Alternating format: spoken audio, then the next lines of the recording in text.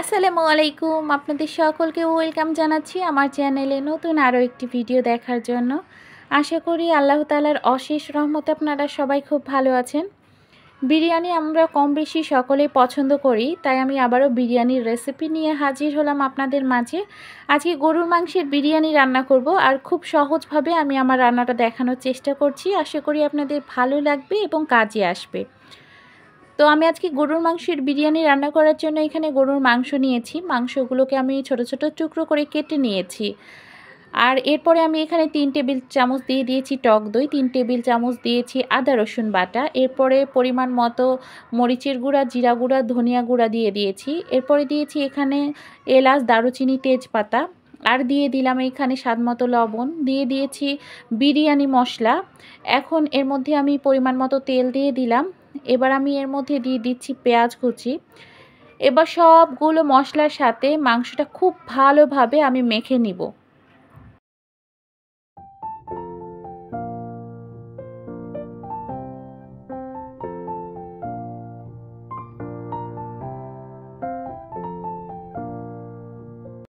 মাংসটা মশলার সাথে খুব ভালোভাবে মাখানো হয়ে গেছে। এখন আমি মিডিয়াম হিটে ঢাকনা দিয়ে মাংসটা রান্না করছি। আর দেখুন, মাংস থেকে কিন্তু এক্সট্রা পানি বের হয়েছে। এই পানিতেই মাংসটা কিন্তু সেদ্ধ হয়ে যাবে।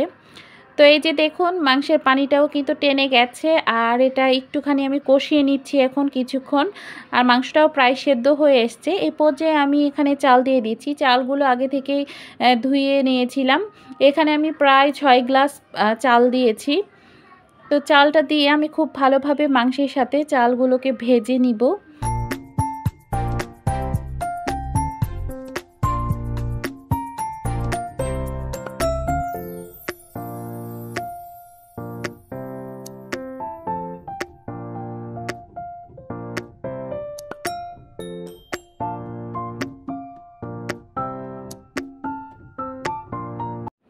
তো আমার চাউলগুলো কিন্তু ভাজা হয়ে গেছে। এখন আমি এর মধ্যে পানি দিয়ে দিচ্ছি।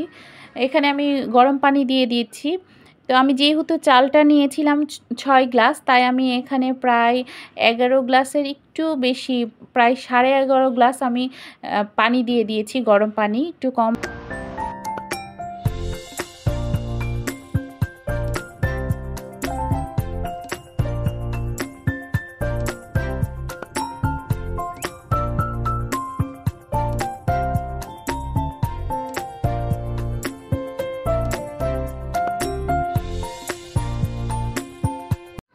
তো পানি দিয়ে আমি চালটা আবারও কিছুক্ষণ নাড়াচাড়া করে দিলাম। এরপরে আমি এর মধ্যে আবারও দিয়ে দিয়েছি কিছুটা পরিমাণের বিরিয়ানি মশলা। এখন দিয়ে দিয়েছি আমি কেওড়া জল, আর দিয়ে দিলাম এখন ঘি।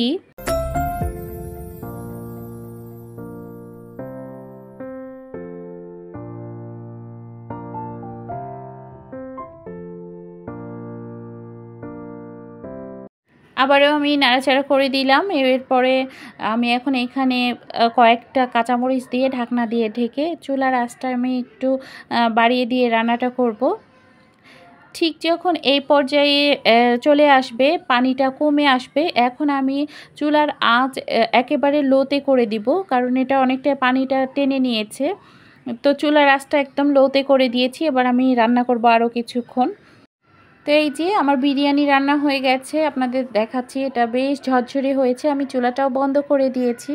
তো আশা করি আপনাদের আমার এই রান্নাটা ভালো লেগেছে। আমি সহজভাবে আপনাদের কাছে উপস্থাপন করার চেষ্টা করেছি। সবাই ভালো থাকবেন। আল্লাহ হাফেজ।